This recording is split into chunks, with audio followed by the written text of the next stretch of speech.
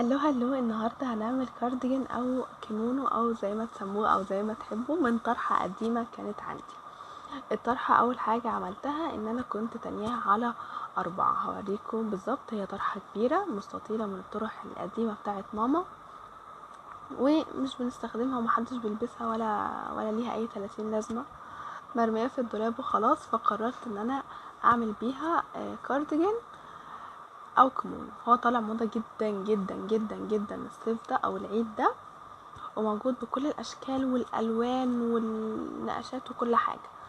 اول حاجة زي ما انتوا شايفين جبت الطرحة تنتها بالنص، وكمان تنتها تاني، يعني تنتها على 4. حلو كده.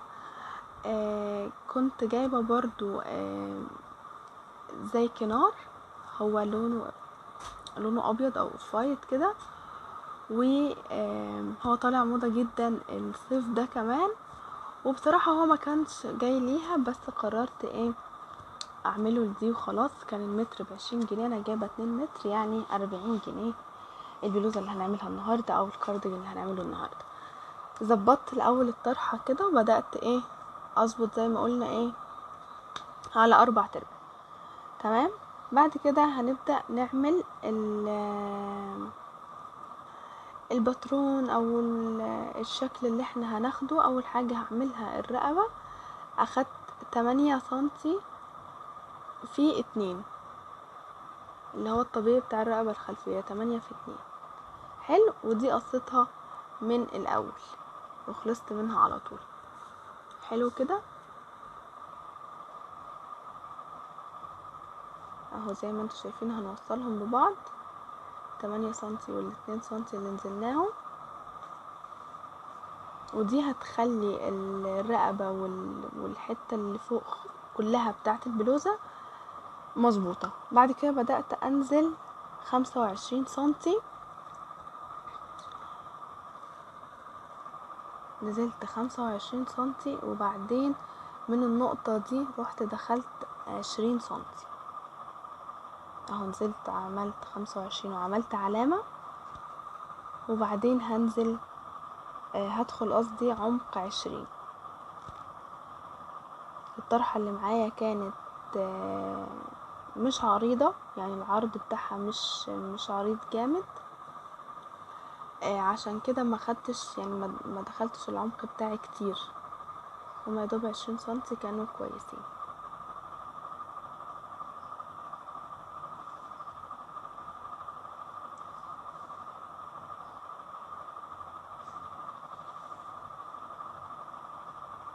حلو كده. اخدت 20 بتوعي ووصلت النقطتين دول ببعض كده. بدأنا نستشف شكل الكم. حلو. وبعدين من عند النقطة اللي عملتها اللي هي بتاعة 20 هنزل بيها لآخر الطرحة بتاعتي او اخر القماشة بتاعتي او ايا كان. طبعا هي ممكن تتعمل على قماشة عادي نفس الفكرة، على قماشة جديدة وهيديكي نفس الفكرة وكل حاجة، بس احنا عندنا طرح كتير. لو طرحة كمان منقوشة او طرحة فيها كنار اصلا هتغنيكي بقى عن كل اللي جاي. يعني انت ممكن تعملي الخطوتين اللي جايين كمان والبلوزة تكون خلصت وخلصنا. نزلت بالخط لتحت كده، وكده احنا تقريبا خلاص خلصنا اللي هو الباترون او زي ما تسموش باترون قوي، بس اللي هو اخدت شكل الدراع حددت كمان الوسع بتاع البلوزة وكده، وكانت مظبوطة. هي الكارديجان او الكيمونو او مش عارفة ممكن يكون ليها ايه اسم تاني. هي المفروض بتكون واسعة واوفر سايز كده، مش زي البلوزات مثلا او تيشيرت او حاجة تكون ضيقة، لا تكون واسعة. اخدت اول حاجة عندي قصيت الرقبة، وبعدين هقص على الخطوط اللي انا عاملاها. مفيش اسهل من كده. لو عندك طرحة زي ما قلت منقوشة او فيها كنار، يعني هتعملي كمان الخطوة الجاية ان انت هتخيطي وخلاص خلص الموضوع. لكن انا عشان طرحة سادة زي كده فانا لسه عملت بقى حطيت لها كنار وحطيت حاجات ومش عارف هنشوف مع بعض. بظبط كده بس الاول عشان عشان احنا هنقص الاربعة ما يطلعش واحدة تكون زيادة ولا ناحية تكون اكتر ولا كده، ناخد بالنا. وهي سهلة جدا وبسيطة ومش مستاهلة. الاشكال اصلا اللي موجودة في السوق مش احسن حاجة، واسعار طبعا عبيطة يعني كتير على ان انتي يعني حاجة زي كده ما كلفتكيش انتي 40 جنيه اهو من طرحة. وانا بقولك لو انتي عندك المرة التالتة لو طرحة منقوشة او فيها كنار اصلا ما كنتش هتستخدمي حتى ال40 جنيه دي. مفيش بلوزة ب40 جنيه النهاردة. حلو. انا بقص بقى، احنا نستغل الحاجات اللي عندنا في الدولاب. يعني انا لسه كمان في شوية طرح كده بتاعت مامتي هطلعها كتير جدا، طرح كتير جدا منقوشة فيها كنار وهما زمان كانوا بيلبسوا الطرح الكبيرة دي قبل الخمارات والحاجات الكبيرة. لا هما كان في طرح مستطيلة بيعملوها مثلثة كده وحركات وبتاع، طبعا راحت عليها. فكل الطرح دي موجودة، يعني نرميها؟ الطرح كلها موجودة يا جماعة، نرميها ونروح نشتري حاجات بأرقام غريبة كده؟ لا، نتصرف فيها ونعمل حاجة لذيذة من الدولاب عندنا وخلاص، خلص الموضوع. بقص اهو، نخلصها. وزي ما كنت بتكلم، يعني الواحد لو هيستفاد من الهدوم اللي مركونة عنده راكنها في الدولاب بجد هيكسب كتير جدا بجد. يعني احنا البنات عايزين هدوم كتير على طول، والمناسبة دي لا ما اروحش بنفس الحاجة ونزلت النهاردة بطقم ما نزلش بيه بكرة والجو ده. فليه لا؟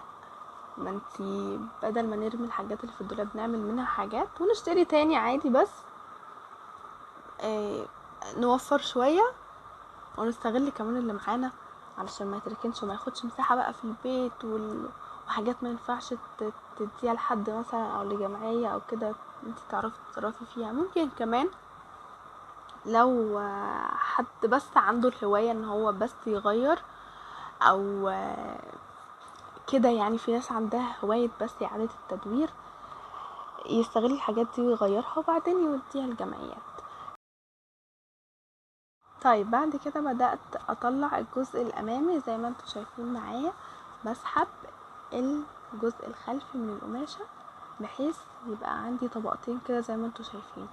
باخد النص اللي من قدام وأفصله، بقص بالمقص علشان انا عايزة الكارديجان بتاعي او الكمون بتاعي بيكون مفتوح. حلو. فانا بفصل ايه من دلوقتي. حلو كده، افصلهم بالنص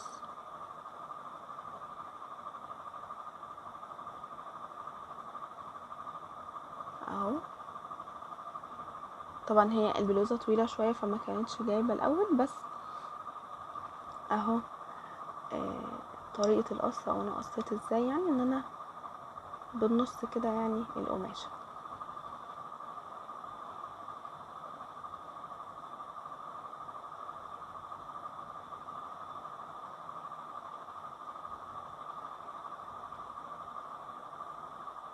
اهو كده. خلصنا. الناس بقى خلاص، يعني اللي زي ما كنت بحكي لكم لو الطرحة منقوشة او فيها حاجة تقريبا خلاص خلصوا، مبروك عليهم بصراحة.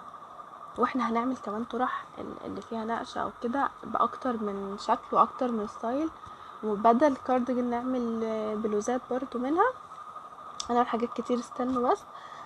اهو كده عندي الطرحة بعد ما قصيت، ناقص بس ايه حتة خياطة صغيرة خالص ونكون ايه خلصنا. لو ايه لو الطرحة زي ما احنا قلنا منقوشة او فيها حاجة. حلو. لكن احنا لسه، انا شخصيا في الطرحة اللي تحت دي لا، انا لسه هحط كنار ولسه هحط حاجات لسه، يعني معانا حبة. بدأت اظبط كده الطرحة، اعدلها الحتت اللي قصيناها. بحاول اوريكم الشكل عموما، يعني ان هو بقى ايه كارديجان وبقى حاجة يعني مفتوحة تتلبس كده على توب او اي حاجة، يعني بيزك، شميز. الافكار كتير بقى وانتي براحتك. حلو كده اهو.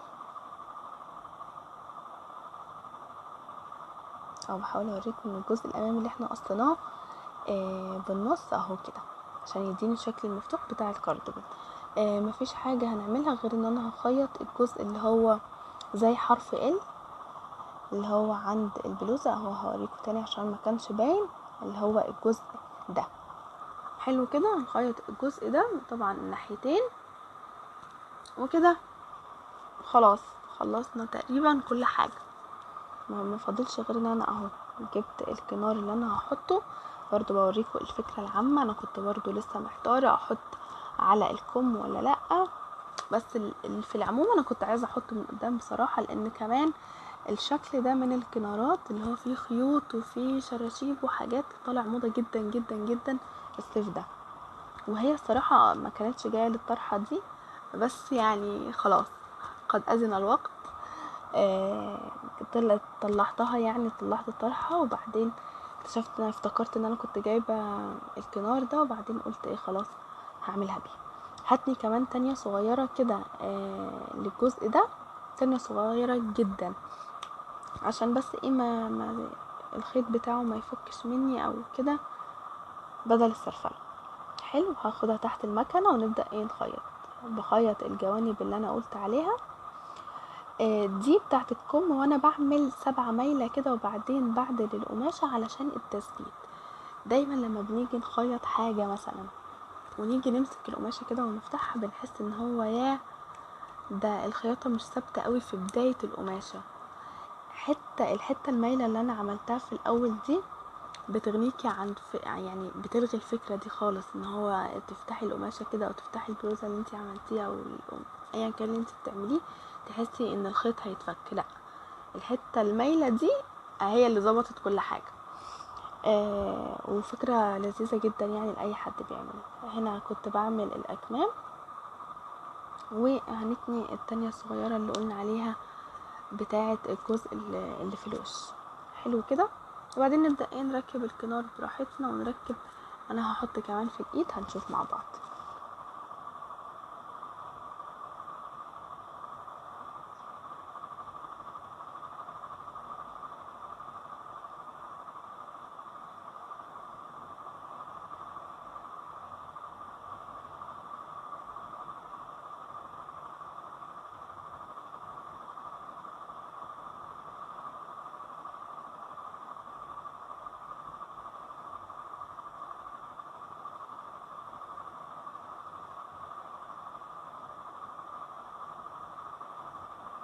ناخد بالنا في القماشة دي عشان هي خفيفة جدا، يكونوا ايه مظبوطين مع بعض كده لحد الاخر.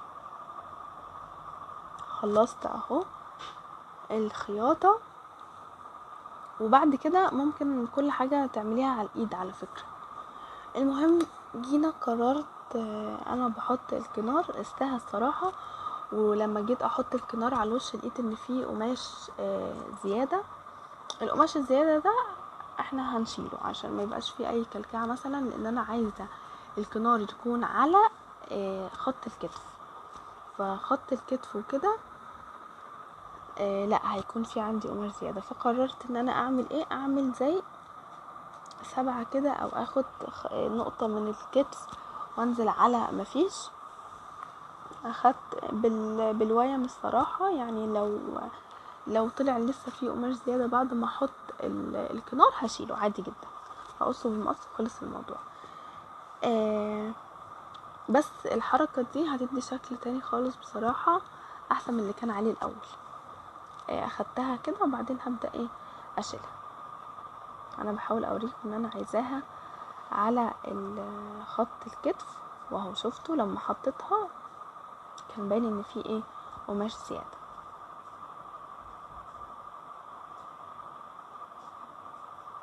بس اشيل بقى الحتة اللي انا اخدتها دي خالص، ونتني برضو مكان ما قصيت.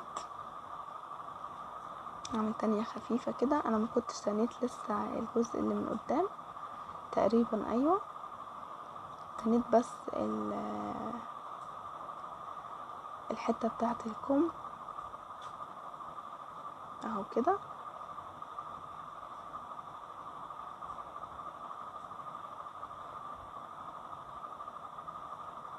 اهو بوريكم انها هتبقى مظبوطه من عند الكتف وهتبقى كويسه. طيب بعد كده عملت ايه؟ قررت ان انا احط كمان في الدراع، عايزه اطلع الجزء بتاع الدراع من الكنار بتاعي، يعني اقيس الكميه بتاعه الدراع واطلعها من الاول، وباقي الكنار اقسمه على 2 للجزء اللي من قدام اللي انا هحطه من قدام. يعني اهو زي ما انتوا شايفين انا بحسب للدراعين 4 مرات، بحسب للدراعين وبعدين اقص. حلو، دي مفيهاش حاجه. طلع الدراعات الاول مش الجزء اللي من قدام علشان ايه ما يأثرش معايا في الاخر. طلعته كده، طلعت بتاع الكم، وهبدأ افصلهم كمان بالمرة كل كم لوحده علشان ايه ما احضرش بعدين بالمرة.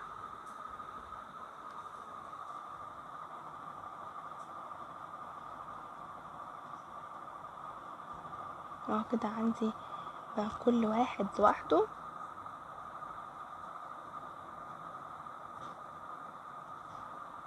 والجزء اللي فاضل كله هقسمه بالنص واقص، بحيث يكون عندي نص على نص على اليمين ونص على الشمال.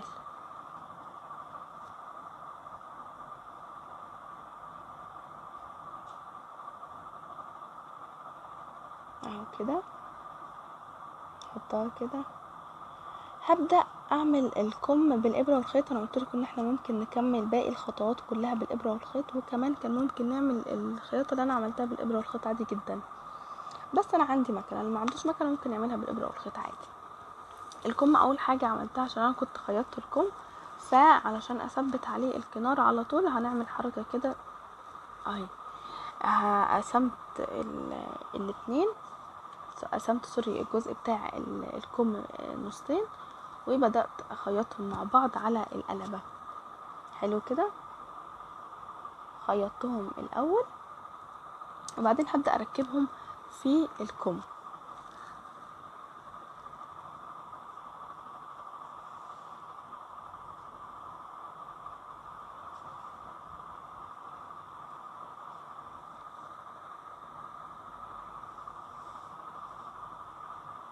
اهو كده، وبعدين هبدأ ادخل الكم من جوه كده، لان انا ايه قلبت على العدل.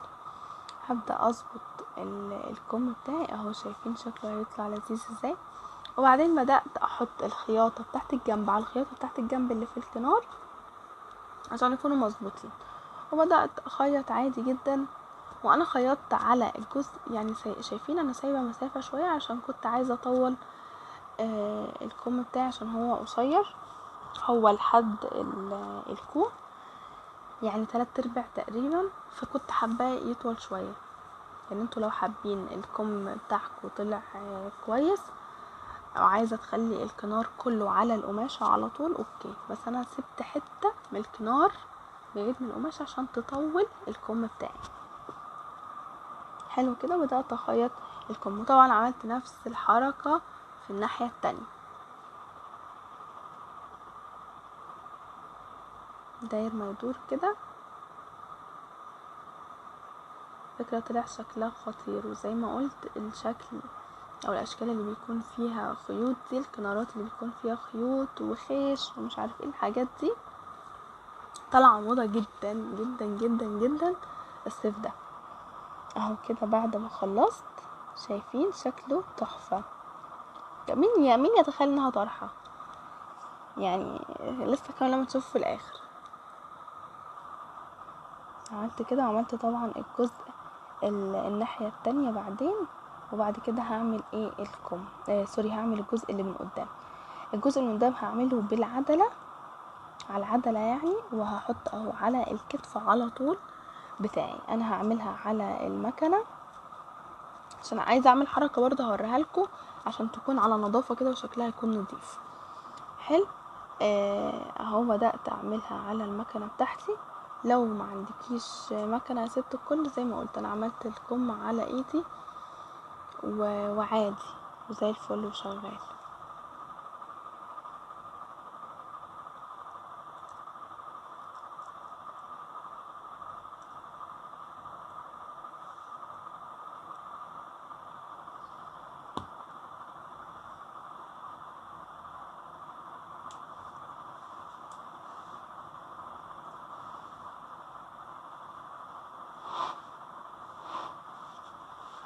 مكان. بصوا اهي الحركة اللي انا كنت بتكلم عليها، علشان يكون شكل الكتف نضيف عندي، رحت قلبت القماشة زي ما انتوا شفتوا كده، وهخيط تحت المكنة. شايفين ازاي قلبت القماشة، وبعدين هخيط الحتة بس بتاعة الكنار او على طول الكتف بتاعي زي ما تحبي. انا ما عملتش بصراحة لحد طول الكتف، لا انا عملت لحد الحتة بتاعة الكنار بس، وبس كده هتطلع طبعا شكلها نضيف. ده بعد ما خلصت الكمين وخلصت كمان الجزء الامامي، حبيت يعني ما حسيتش الشكل كده من قدام حلو، فروحت كمان مزوده الشراشيب دي، واحنا كنا عاملينها في العبايه. روحوا شوفوها، انا محبتش اطول عليكم الفيديو. ده شكلها في الاخر. طبعا انا لبستها على شميس، بس انتوا طبعا لو عايزين اي شكل تاني او تلبسوها باي طريقه تانية براحتكم. يا رب تكون عجبتكم.